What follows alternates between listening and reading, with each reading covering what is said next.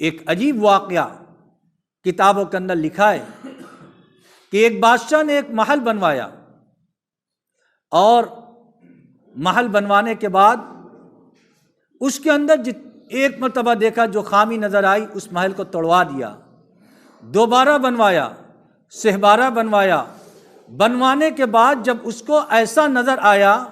کہ اب اس محل کے اندر کسی طرح کی کوئی کمی نہیں ہے، اس کی مرضی کے مطابق ہے، اور یہ محل ایسا ہے کہ اب اس کے اندر کوئی خامی نکال نہیں سکتا، تو اس نے عام اعلان کرا دیا کہ ہمارے محل کے اندر کی زیارت کرو، اور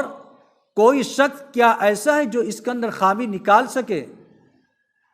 لوگ آتے رہے، دیکھتے رہے، آتے رہے، دیکھتے رہے، کہ ہر ایک نے تعریف کی، کیونکہ اس کے اندر کسی طرح کی کوئی کمی تھی ہی نہیں۔ ایک درویش اللہ والے نے کہا کہ مجھے اس محل کے اندر دو خامی نظر آ رہی ہے،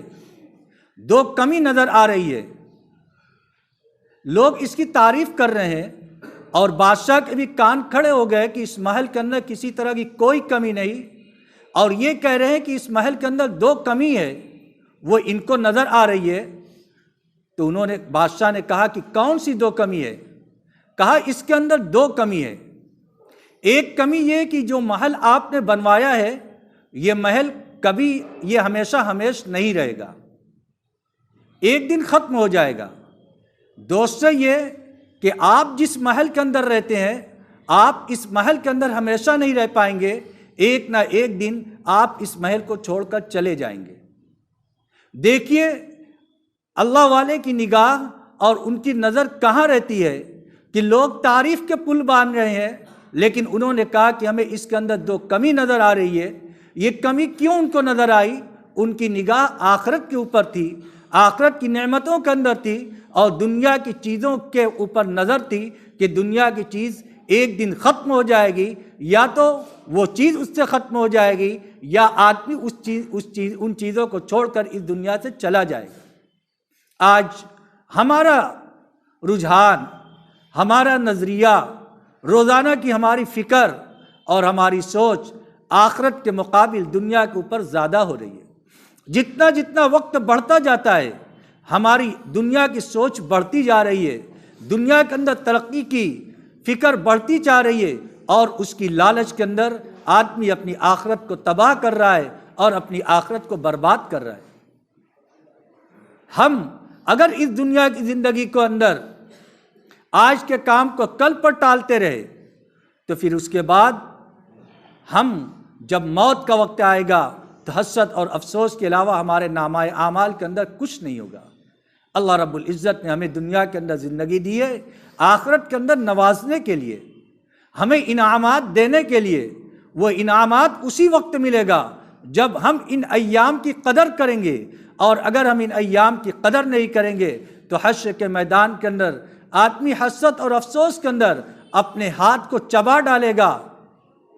لیکن اللہ رب العزت کو رحم نہیں آئے گا۔ علماء کرام نے کتابوں کے اندر مثال دی ہے کہ اس کی مثال ایسی ہے جیسے کوئی بادشاہ محل بنائے اور کہے کہ اس محل کے اندر ایک ٹوکرے دیا اور کہا کہ اس کو لے کر جاؤ، اس بات کا خیال کرو کہ اس ٹوکرے کو عمدہ سے عمدہ پھل سے بھر کر لاؤ گے تو میں تمہیں انعامات سے نوازوں گا، میں تمہیں انعامات سے نوازوں گا، لیکن شرط یہ ہے کہ یہ ٹوکرے عمدہ سے عمدہ پھل سے بھرے ہوئے ہونے چاہیے۔ ایک شخص خالی ٹوکرے کو لے کر باغ کے اندر گیا، جب گیا تو دیکھا کہ بڑا عمدہ پھل ہے، بہت عمدہ پھل ہے، جی چاہا کہ توڑ کے بھر لوں، لیکن چونکہ آگے 7 دروازے تھے، اس لیے اس نے کہا کہ چلو اگلے باغ کے اندر جاتے ہیں، وہاں تو اس سے اچھا ہوگا۔ اب دوسرے کے اندر گیا تو واقعی دوسرے باغ کے اندر اس سے بھی اچھے پھل تھے، اس نے کہا کہ چلو اب اس سے آگے تو اس سے اچھا ہوگا۔ جب اس سے آگے گیا تو دیکھا کہ اس سے اچھا پھل ہے، اب اس کے دل کے اندر آیا کہ اس سے آگے اور اچھا پھل ہوگا۔ اور آگے بڑھتا گیا اس امید پر کہ اور اچھے پھل ہوں گے۔ پھر آخر میں جب آیا تو وہاں پر باغ کے اندر کانٹے کے علاوہ کچھ نہیں تھا، پھل ختم ہو چکے تھے، لیکن بادشاہ کی یہ شرط تھی کہ جس باغ کو چھوڑ کر چلے جاؤ گے پیچھے مڑ کر نہیں آنا ہے۔ اب وہ جب کانٹے والے باغ کے اندر آیا، اگلے باغ کے اندر گیا تو اس میں بھی کانٹے اور ببول تھے۔ بعد میں جب ساتوں باغ سے واپس ہو گیا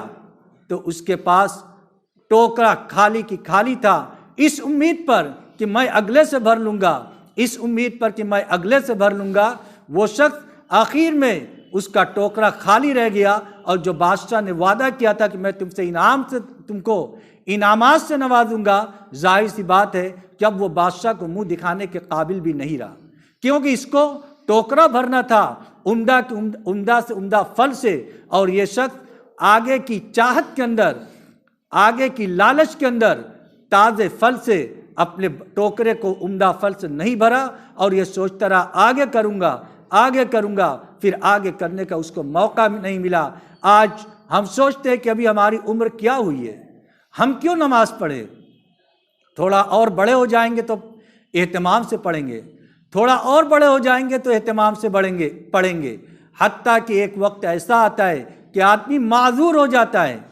بیماریاں لاحق ہو جاتی ہیں، پھر نماز پڑھنا اس کے لیے دشوار ہو جاتا ہے، پھر چاہ کر بھی یہ شخص نماز نہیں پڑھ سکتا۔ اور اس وقت اس کے پاس موقع تھا نماز پڑھنے کا، اور اس وقت چاہت نہیں تھی، اور آج چاہت ہے لیکن جسم اعضاء و جوارح اس کے ساتھ نہیں دے رہے ہیں، لہذا حسرت اور افسوس کرے گا۔ اب اس وقت جب یہ حسرت اور افسوس کرے گا تو واپسی کا کوئی موقع نہیں ہے۔